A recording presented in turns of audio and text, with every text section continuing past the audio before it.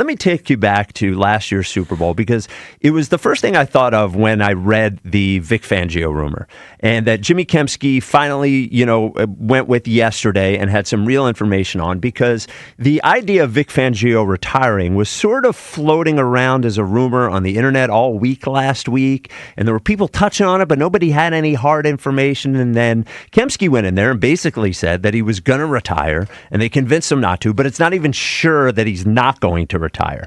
And so I'll take you back to last year.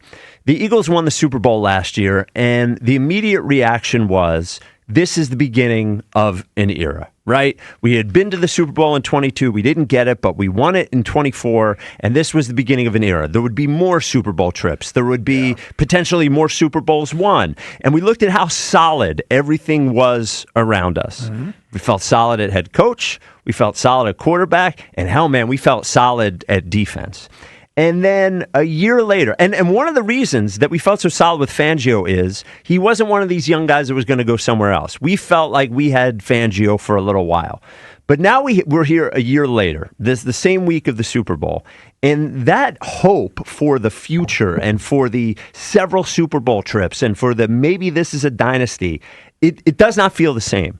With the head coach, feels like he is on rockier ground than he was last year. And I it's not that I don't expect him to be here next year, but there's certainly an argument that could be made, and a way that could happen. I mean, after next year. Yeah, after this year, after this coming season. Yeah, the 2026 season. Yes, gotcha. The Jalen Hurts, the same thing. If I had a bet, he would be back, but also there's a world in which he is not. And now we have Vic Fangio, who, even if he's here this year, it seems like we are on a clock. We're on a clock with Vic Fangio. And I just think we went from this assured future to more Super Bowls and more championships and those sorts of things, to now where it almost looks more likely than not then that's not going to happen. And I'm nervous about, I think the franchise is in good hands and will be fine. But this era of Eagles football, I'm nervous about this era. It feels like it's on way shakier ground than I would have ever imagined a year ago. Yeah, from a personnel standpoint, or from everything. I think about this. The 2017 season and Super Bowl, and how 3 years later we look back and we're like, wow. I can't believe none of that's here anymore. Right. And I think that could happen here. And it's just stunning because this one felt like it was supposed to be different. Well, I still think that it has a feel of different to it than that first Super Bowl team. I totally get where you're coming from. That team was sort of put together with patches and glue, and it worked out well. You had a bunch of free agents that came in. They worked out well. But none of those guys necessarily reached those heights again after that season. It almost came together too well the way that it did in that year, because most of those guys had their best year in that year, with the exception of a Jason Kelsey or a Fletcher Cox or Brandon Graham. Most of those guys had hit their peak. I don't feel that with this team. That's why I guess I feel a little more confident moving forward that we may be on some sort of shaky ground right now, but I feel like it's going to stabilize just because the talent is there. Now, if somehow the talent plummets from the standpoint of these young guys have reached their potential and they're not going to get better, that would be more of a shock than to expect it. That was a veteran-laden team in 27 and 2018. This team, these guys are just now, for the majority of part, about to reach their peak or heading to their peak as professional athletes. Here's the one caveat I'll throw in there. And I know the recent news about Coach Fangio gives a lot of people cause to pause, even myself.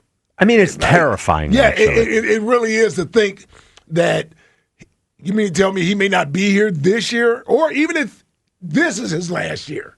It's still scary. It certainly is a little nerve-wracking, right, as to who's going to step into those shoes and replace him. I'll say this. I have a lot more confidence that someone can do that because of the talent that's on the team versus someone coming in and have to build this thing from the ground up. That's what he had to do.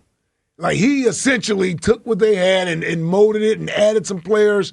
And now you have guys like the Georgia Bulldogs, along with Quinyon Mitchell, Cooper DeJean, right? Zach Bond, who's going to be here. Like, these guys you've added in, Jahad Campbell.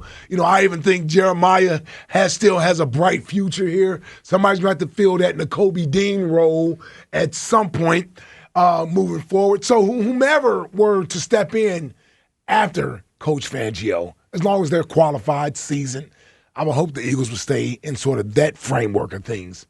We should be okay.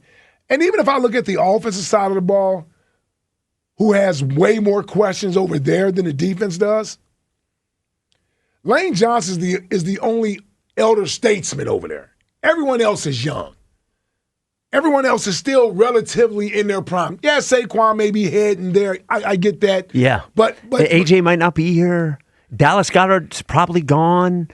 You know, solid. I don't know. You start to look at it, but you got to be able to replace talent. You do, but you got to be able to replace talent. And as long as you have the quarterback, you're good. You're good. As long as you have the quarterback, you're good. That's who you're building around. That's who you add pieces to. That's what you have to do. So if they believe they got the quarterback, which I believe we have, we're going to be good moving forward. We're going to be good moving forward. We'll be okay. But listen, maybe some rough sailing here a little bit for a year. 2, 3. What? It certainly shouldn't be 3.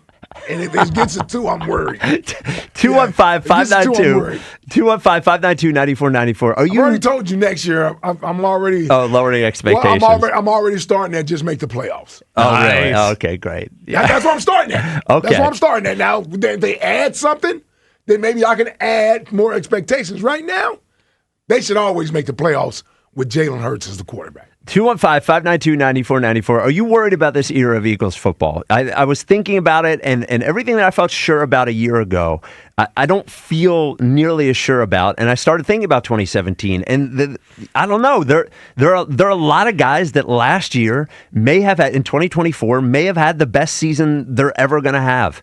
And maybe the head coach, maybe Sirianni ends up like Doug Peterson, maybe Jalen Hurts ends up like Carson Wentz. I have no idea. And the Fangio thing just makes all of it worse because the one thing I was sure about was Vic Fangio and this defense, but I'm not nearly as sure anymore.